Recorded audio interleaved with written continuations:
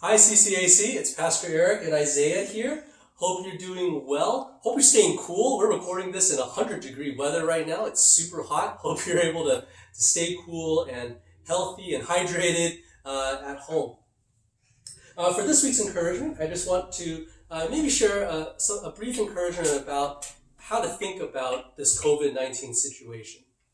One Christian thinker uses the analogy of a blizzard, a winter, and an ice age.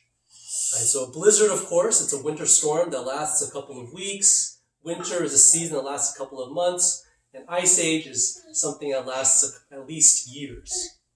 And this thinker encourages Christians to primarily think about COVID-19 in terms of an ice age. Now that might sound dramatic, and I'm not saying that we're going to be living with COVID for hundreds of years like an actual ice age. But I think that contrast is very helpful. Because when COVID-19 first came out, I think most of us were thinking or anticipating this is a blizzard. It's going to be a couple weeks and then we'll hunker down and it'll blow over.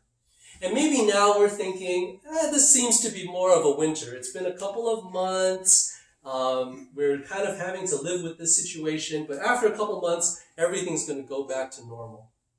Well, as we have heard from our government officials and as scientists have given us every indication, I'm no expert, of course, but just in reading the news as you are, it does seem like we're going to be living with COVID-19 for some time.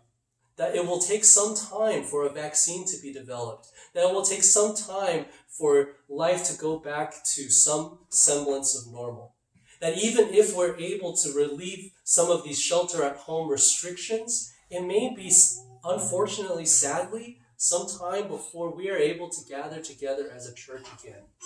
Now, of course, I don't want that. I really miss you guys. I want to go back to life as normal as soon as possible. But in light of what we are facing, a global pandemic, it may take longer than we anticipate. It may seem more like an ice age than a winter. And so, that may not sound very encouraging. I don't mean to share that to say that we should be fatalistic about what's going on or that we should lose hope.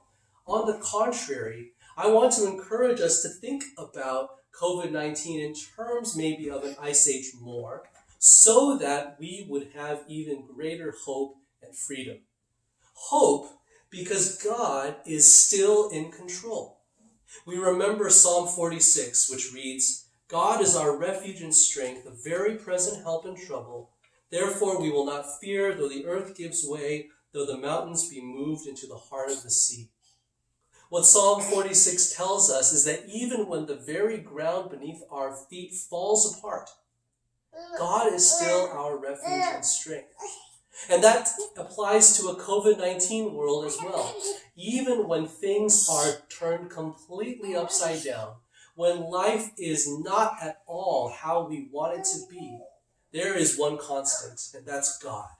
And not only that, God is a refuge and a strength for his people. He is present with us. He understands us, and he is in control. And so therefore, as believers, we have great hope. Our hope isn't in our circumstances. Our hope isn't in a vaccine being found or in businesses opening up or even ultimately in us being able to assemble again, as good and as beautiful as all those things are. Our ultimate hope is in our sovereign, good God, who is a very present help for his people in times of trouble. And that really sets us free, doesn't it? That sets us free to live for the glory of God no matter what circumstances we find ourselves in. Whether we are sheltering at home or whether we have complete freedom of movement, God is still God and we are still his people. And so I want to encourage us, CCAC, to continue to put your hope in God no matter what circumstances we find ourselves in. Whether shelter at home lasts another day, another week, another month, even as we pray and ask the Lord to bring relief soon, our ultimate hope is in him, and we can be free. I want to invite you guys to join us for worship this Sunday. We're going to be continuing in our series in Ephesians, the gospel articulated and applied, by looking at Ephesians 4:25 to 32.